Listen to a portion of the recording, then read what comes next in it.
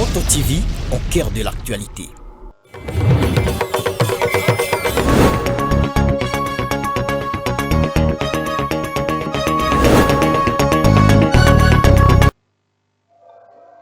Bienvenue dans ce journal, mesdames et messieurs. C'est l'heure de suivre votre journal. Voici les principaux titres de l'actualité. Monseigneur Sikuli Palouk, évêque du diocèse de Butembo-Beni, a célébré la messe du jeudi saint au philosophe Regina Pacis de Bouira. Il a rappelé l'essence de l'Eucharistie comme acte d'amour et de service institué par Jésus. Le prélat a symboliquement lavé les pieds de 12 séminaristes suivant l'exemple du Christ. Et l'association culturelle Kian a clôturé sa 4e session ordinaire le 17 avril. La crise sécuritaire et les failles de la leadership au sein de la communauté IRA ont été au cœur des échanges. Des recommandations ont été formulées pour renforcer la gouvernance et la cohésion communautaire. Tout pour les sommaires, les détails dans ce laps de temps.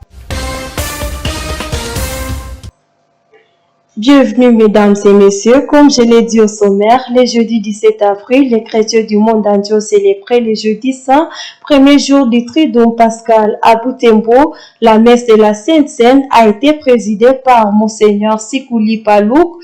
La célébration a eu lieu au philosophe Regina Pacis de Bouira dans une atmosphère de recueillement et de méditation. Suivez le reportage de Gérard Mourefou rendu par Isabelle Wangaemuka.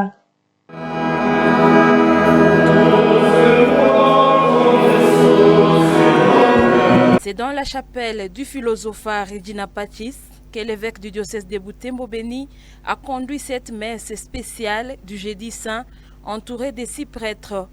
La liturgie a rappelé aux fidèles l'essence profonde de cette journée qui marque l'institution de l'Eucharistie par Jésus-Christ lors de son dernier repas avec ses disciples. A institué l'Eucharistie et l'ordre et a confié à ces deux sacrements à son Église avant de mourir.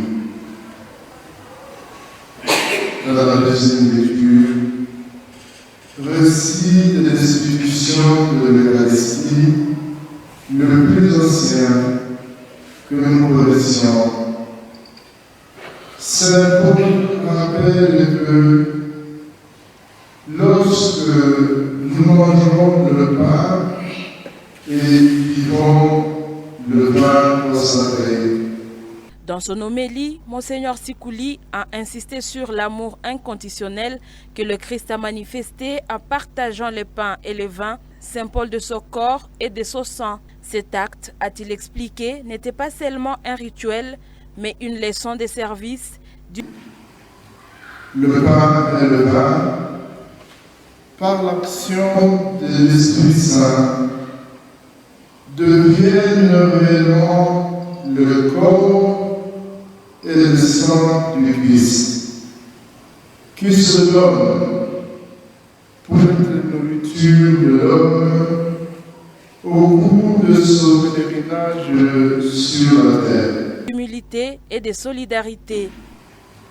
Le pain et le vin, par l'action de l'Esprit Saint, deviennent réellement le corps et le sang du Christ, qui se donne pour être nourriture de l'homme au cours de son pèlerinage sur la terre. Comme le veut la tradition, le prélat a ensuite lavé les pieds des 12 séminaristes en mémoire du geste posé par Jésus-Christ envers ses apôtres la veille de sa passion. Ces moments forts a illustré la dimension des services et d'amour du jeudi saint. Aujourd'hui, tu ne peux pas comprendre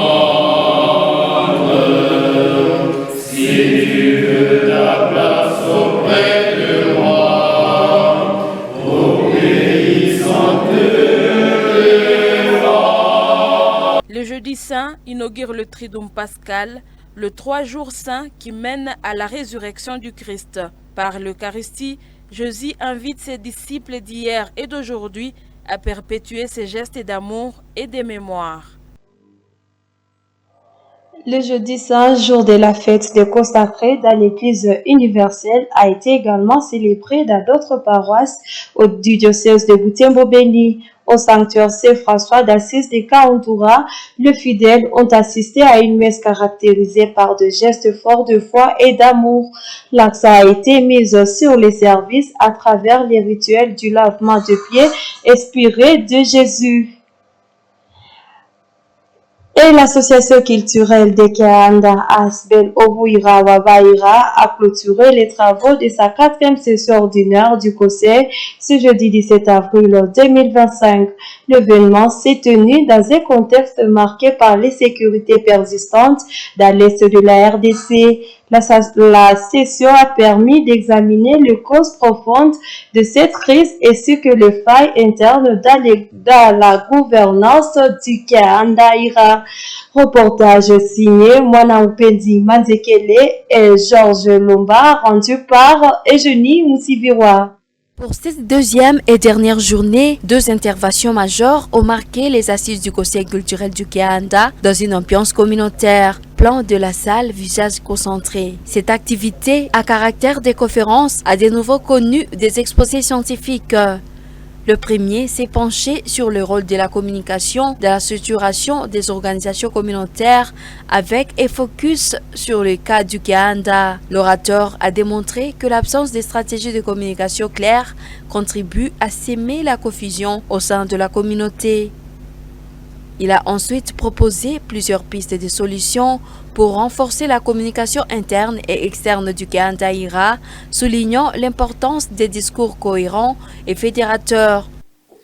Marezo tuliasunga ni abere eche kwanza ni kunde abandu abo mochanda bali disperse kama wa ngoko bali aholabo hano abandu bali bazuele hotuele nomobe huwe bihihya ma Nairobi banusireyo neryo kumbe hanabi hane stratégie de communication e angana tokere atendre abandu bushabo echende omule communication ikavula hakavula iyo tukahulawo mo coherence nibwambu ukasungo buli mundunia wazabire omo mutwe kunisiali communication hakabyere wazirana kalenga akabyanga kandi buachirebe kwisi ichete bwa nero kunde communication kunde seta byaho nero hakabya eri wazira emyatsi. Au terme de la session, les participants ont formulé une série de recommandations destinées à sortir la communication nandé de la crise multidimensionnelle qu'elle traverse tant sur le plan sécuritaire qu'organisationnel. Plusieurs autres exposés ont également vécu, parmi eux, la question du leadership au sein de la communauté nandé. Cette session a ainsi permis d'examiner les causes profondes de cette crise ainsi que les failles internes de la gouvernance du Keanda. Rendons-nous à présent à Lubero où une accalmie relative s'observe actuellement et dans plusieurs zones du territoire. La population reprend progressivement ses activités quotidiennes. Cette situation résulte d'une collaboration entre civils et militaires, même si deux poches de sécurité persistent. Suivez le reportage de Mirembe Kitawite rendu par Clémence Nengo. Dans plusieurs localités du territoire de Lubero, la vie reprend son cours normal. Les habitants se déplacent librement, les commerces rouvrent leurs portes et les services publics fonctionnent presque normalement. L'administrateur du territoire attribue cette stabilité fragile à un renforcement de la coopération entre les autorités locales, la population et les forces de sécurité. Ok, la juridiction va bien, la situation sécuritaire est relative, comme vous l'avez constaté. Jusqu'à ce moment ici, il y a vraiment d'accalmie au niveau du territoire.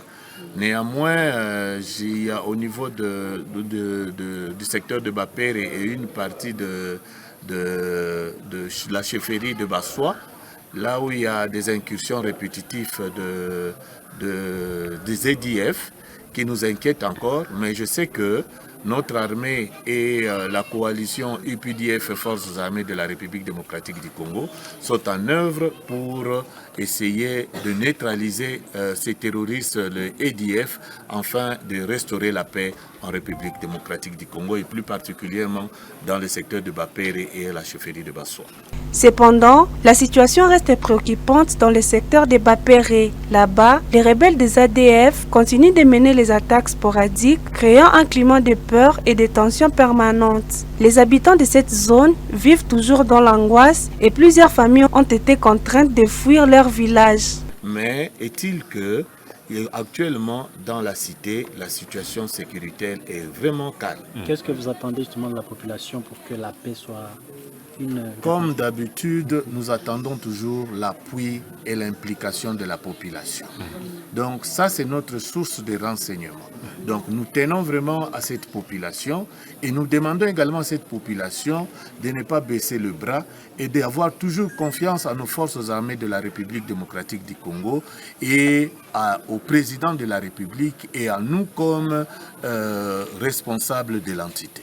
L'administrateur du territoire appelle à une vigilance continue dans les zones encore instables, notamment dans les zones forestières propices aux infiltrations ennemies. Malgré les avancées sécuritaires observées dans certaines parties du territoire, la menace reste réelle et nécessite une attention constante.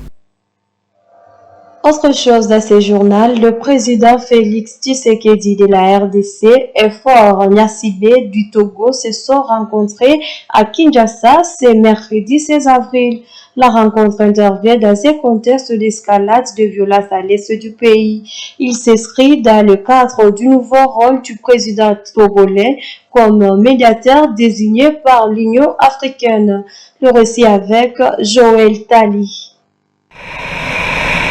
C'était la première prise de contact officielle entre Félix Tshisekedi et Faure Gnassingbé depuis la désignation de ce dernier comme médiateur dans la crise sécuritaire dans l'est de la RDC.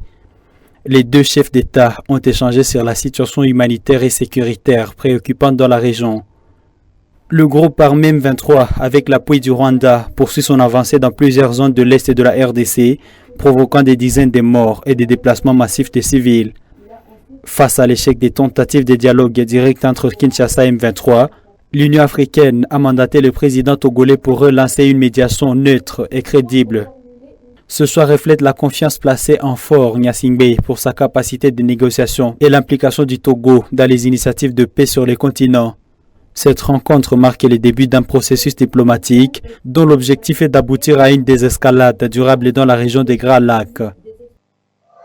Et les acteurs politiques congolais devraient mettre du sérieux dans la résolution de la crise de la RDC et non confier sa gestion à plusieurs acteurs.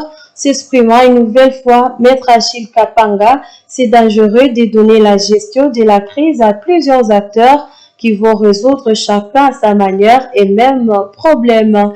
Il recommande que la question de la crise sécuritaire de l'Est soit traitée avec délicatesse pour ne pas ouvrir à d'autres problèmes dans l'avenir. Isabelle Wangaïmouka a choisi ses propos. Un malade qui est soumis à différents traitements à la fois. Tantôt on est en Nairobi, tantôt on est à Kampala, tantôt on est, je ne sais pas, à Luanda, au Qatar, à Doha, partout là-bas. Mais posons-nous une question. D'où viendra la vraie guérison? Est-ce que ces médecins qui traitent ces malades se consultent avant que chacun prescrive ces médicaments? C'est ça la question que nous posons aujourd'hui. Aujourd'hui, on vient de nous informer comme quoi c'est officiel maintenant, c'est l'ancien président, c'est le président togolais qui va diriger les négociations. C'est lui maintenant le nouveau médiateur. Ce n'est pas mal. Mais est-ce qu'il saura le faire? Il va faire quoi exactement? Et Qatar va faire quoi exactement à Doha? Il faut quand même qu'on nous dise exactement ce qu'on veut faire de notre pays. Que plus on multiplie les traitements, alors que les médecins ne se concertent pas, je pense que le malade est en danger. Nous encourageons ce que l'Union africaine veut faire, même si c'est devenu élastique. Mais on a vu ce que l'EAC, SADC ont fait à Goma. Si c'est vraiment dans cette logique-là que l'Union africaine veut nous amener, nous pensons qu'il est grand temps que les politiciens congolais se disent que non, faisons attention. Toutes ces structures, que ce soit nationales ou bien régionales ou bien sous-régionales, apparemment ne veulent pas aider la RDC. Vraiment, moi, je crains, je suis de voir un avenir sombre par rapport aux intérêts de tous ces États-là quant à la politique de notre pays. Donc, ma recommandation est simple. Nous pensons que les politiciens congolais doivent comprendre que le fait d'inviter déjà plusieurs États dans la question congolaise ouvre aussi la voie d'accès à n'importe qui de venir faire n'importe quoi dans d'autres pays. Vous devez être des responsables et être conséquents. Sinon, vous trouverez que même un petit État qui ne vaut même pas la dimension de la faute de la RDC va vouloir commencer à nous dominer. Donc l'interpellation est simple, la question nous revient tous en tant qu'acteurs politiques congolais de voir comment nous devons juguler, nous devons nous comporter pour éviter que notre pays devienne un théâtre ou bien un lieu où tout le monde viendra faire ce qu'il veut. Aujourd'hui, si on va à Doha, on va, je ne sais pas, à Luanda, on va où? Mais si au niveau des Congolais, on ne sait pas parler le même langage, on ne fait que perdre le terme climat, vous verrez demain notre pays connaître une partition et c'est de même qui l'ont regretté. Quand il y a déjà des langages de fédéralisme qui viennent déjà de sortir, qui viennent déjà de commencer à écouter, c'est déjà un danger qui pointe à l'horizon. Donc Congolais, si on n'est pas responsable, si on n'aime pas ces pays vont les déchiqueter et de ce même qui allons regretter. En tout cas, merci beaucoup. Un calme précaire est signalé sur les zones frontalières entre le territoire de Kabaré et Kalehe à province du Sud Kivu ce jeudi 17 avril. Une accalmie qui fait suite à plusieurs jours de violents combats et a opposé le milicier Wazalendo aux rebelles du M23 soutenus par l'armée rwandaise. Suivez ce récit de Grace Kaniki. Des sources concordantes rapportent que les affrontements qui ont duré 2 jours, soit du mardi 15 au mercredi 16 avril, ont principalement touché la région de Katana. Les armes se sont finalement tues dans la soirée du mercredi. Mais le bilan exact dans les 2 camps reste encore impossible à établir. Selon Radio Okapi.net, les combattants Wazalendo se seraient repliés vers les hauteurs de Kabamba et Kasheke. Entre-temps, les rebelles du M23 ont profité de cette accalmie pour reprendre leur position située le long de la route nationale RN3, axe vital reliant la région à la ville de Goma. Ces affrontements aggravent la situation humanitaire dans la région qui devient de plus en plus préoccupante. Des milliers de civils ont fui les combats, cherchant un refuge dans les centres urbains environnants. Pendant ce temps, les organisations humanitaires présentes sur place peinent à répondre à l'afflux de déplacés alors que les routes d'accès restent dangereuses. Malgré la calmie signalée, les acteurs locaux redoutent un regain de violence. Revenons sur cette page religieuse. Le jeudi saint, jour de la fête de consacré dans l'Église universelle, a été également célébré dans d'autres paroisses du diocèse de Butembo-Beni au sanctuaire Saint-François d'Assise de Kauntura. Les fidèles ont assisté à une messe caractérisée par des gestes forts de foi et d'amour. L'accent a été mis sur le service à travers le rituel du lavement des pieds inspiré de Jésus. Suivez le reportage de Mirembe Kitawite. La messe du jeudi saint au sanctuaire Saint-François d'Assise de Kauntura a rassemblé de nombreux fidèles venus participer en l'un des moments les plus importants du calendrier liturgique. À l'intérieur comme à l'extérieur du sanctuaire, l'ambiance était empreinte de ferveur et d'émotion. Les célébrants, l'abbé Delphin Mhonja, recteur du sanctuaire, a insisté sur l'amour véritable de Jésus, un amour qui va jusqu'au don total de sa vie pour l'humanité. Le prêtre a exhorté les fidèles à vivre cette fraternité au quotidien dans un esprit de solidarité et de paix.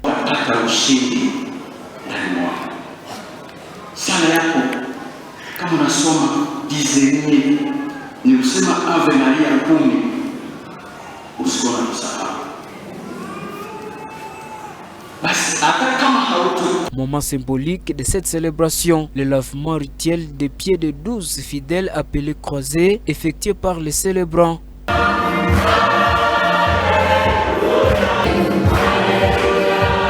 Le jeudi saint marque le début du Triduum pascal, les 3 jours saints qui préparent la fête de la résurrection du Christ. Par l'Eucharistie et le service, les chrétiens sont appelés à suivre le chemin de l'amour et de l'unité. Nous sommes à la fin de cette édition. Merci de nous avoir suivis. Au revoir.